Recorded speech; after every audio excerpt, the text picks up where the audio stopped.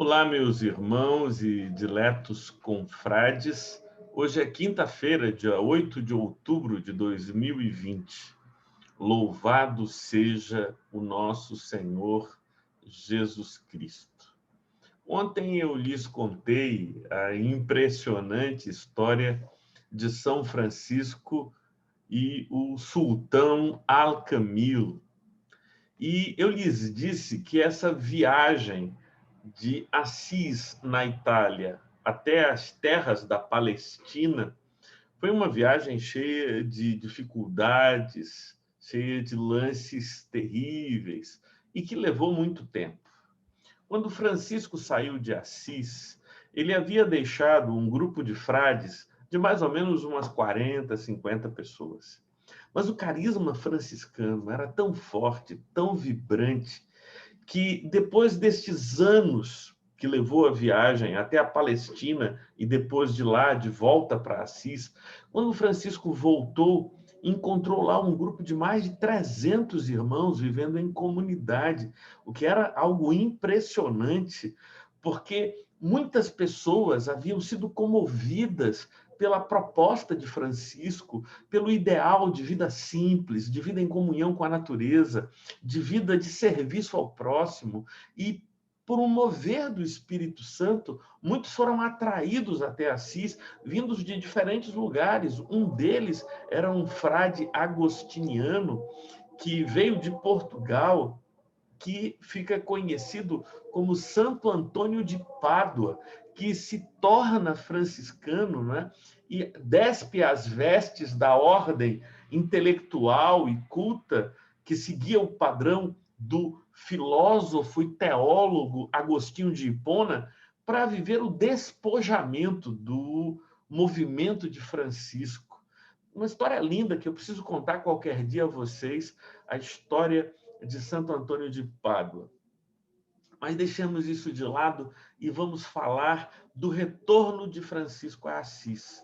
Quando ele chegou, ele ficou impressionado, o número de irmãos havia se multiplicado e eles estavam convivendo e havia se montado um verdadeiro mosteiro com uma série de estruturas para abrigar, acomodar todo mundo.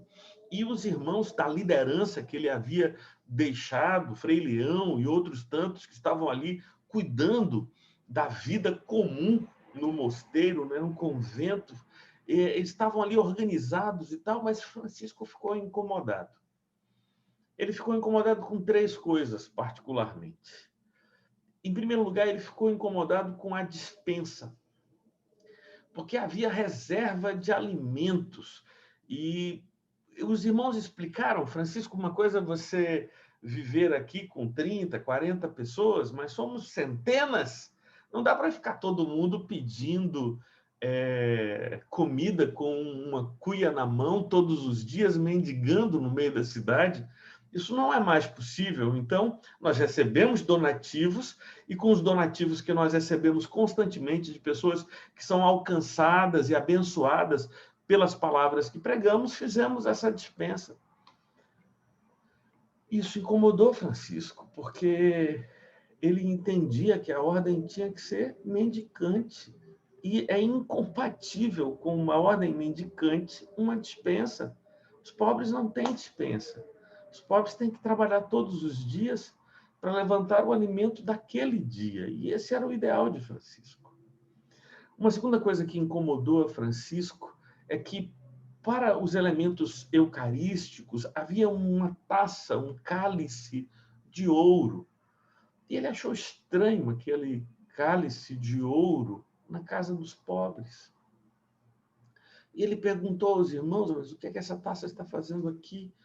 E os irmãos disseram, mas Francisco foi uma pessoa que tem nos ajudado tanto, que doou, e é chato a gente fazer o quê, né? Ele doou, a gente recebeu, era um ato de ação de graças por bênçãos recebidas na vida dessa pessoa.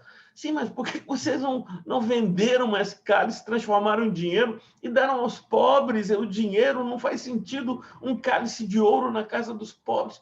Mas, Francisco, a vida não é mais assim como você nos deixou aqui naquele tempo.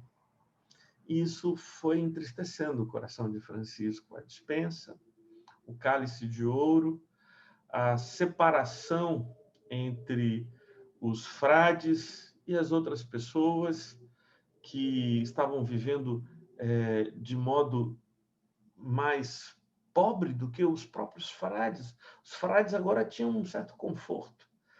E Francisco tinha mantido na vida toda esse ideal de que ele seria o mais pobre de todos os pobres. E todas as vezes que Francisco, andando pelas ruas, encontrava um mendigo vestido com trajes mais andrajosos do que o que ele carregava, então ele tirava sua roupa e trocava. Talvez você não saiba, mas originalmente não há um hábito marrom. O hábito franciscano no mundo todo é marrom, mas originalmente Francisco nunca usou um hábito marrom. É que marrom é a cor da roupa quando está velha e suja. A roupa que Francisco vestia era qualquer roupa, mas sempre velha, sempre já não passível de limpezas, de tal modo que ficasse de sua cor original. Por isso é que quando você encontra pelas ruas um mendigo ou um morador de rua, você o encontrará vestido com roupas cujo tom tendem ao marrom, porque marrom é a cor dos miseráveis. Essa é a cor de Francisco, das roupas de Francisco, e não fazia sentido que os frades tivessem conforto, enquanto os outros irmãos pobres de verdade, e essa separação, essa distinção incomodou e entristeceu Francisco. E Francisco então reuniu todos os irmãos e lhes explicou por que não poderia continuar sendo assim. Porque eles precisariam voltar à radicalidade da graça e do carisma inicial. E durante 3 dias ele argumentou com seus irmãos, que não se convenceram, que diziam que o nível de complexidade da vida, que a relação entre aquelas centenas de discípulos havia chegado, não permitia-lhes voltar àquele modelo de vida que ele havia deixado entre os irmãos em Assis quando ele partiu. Francisco compreendeu o argumento dos irmãos, mas ele disse que, por causa da consciência dele para com Deus, ele não poderia continuar ali. E ele se autoexilou para morar sozinho em uma gruta nos arredores da cidade. De certo modo, Francisco foi expulso dos franciscanos, né? Porque, assim como foi o ensino de Jesus, ele é forte demais para a maioria das pessoas. É preciso pegar o vinho do sangue de Cristo e misturá-lo com água e açúcar para que agrade ao nosso paladar. O que nós comunicamos ao mundo não é o evangelho, é uma sangria, é outra coisa. Não é o vinho do sangue de Cristo, mas uma mistura que se torne suave ao paladar da maioria das pessoas. Foi lá, morando nesta gruta e meditando sobre a cruz e sobre as dores do Salvador, que surgiram em Francisco os estigmas de Cristo, as marcas em seu corpo da crucificação do Salvador. Os estigmas não são um fenômeno somente de Francisco.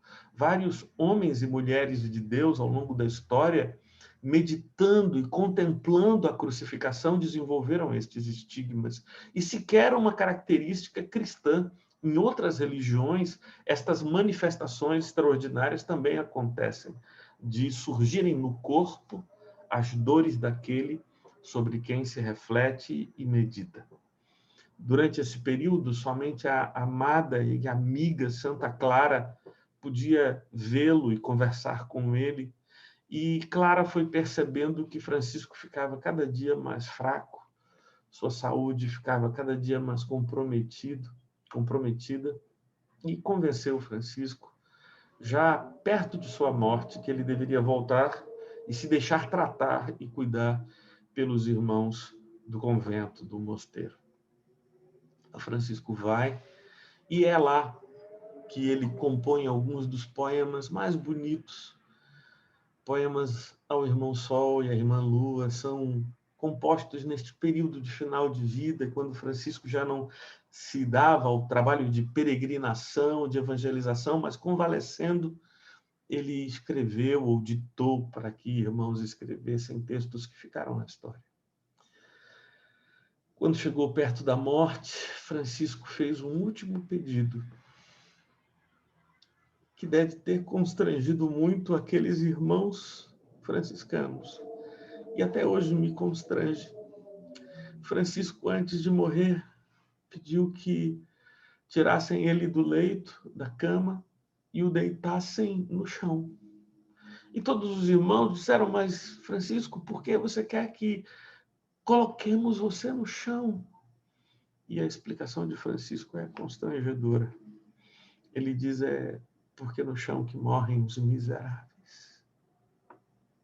E eu quero morrer como um deles, que eu sou. E assim colocaram o corpo de Francisco no chão, e lá no chão ele morreu, como qualquer miserável. Talvez você esteja como eu, emocionado ao lembrar e ouvir essa história, mas, puxa, quanta verdade, quanta sinceridade, quanto compromisso radical e absoluto com o Evangelho tinha esse homem. E por que nós vivemos deste modo, amealhando coisas, juntando para nada tanta coisa, e o que precisamos é tão pouco, tão pouco. Precisamos da dependência de Deus, da confiança em Deus, na certeza do seu cotidiano cuidado por nós.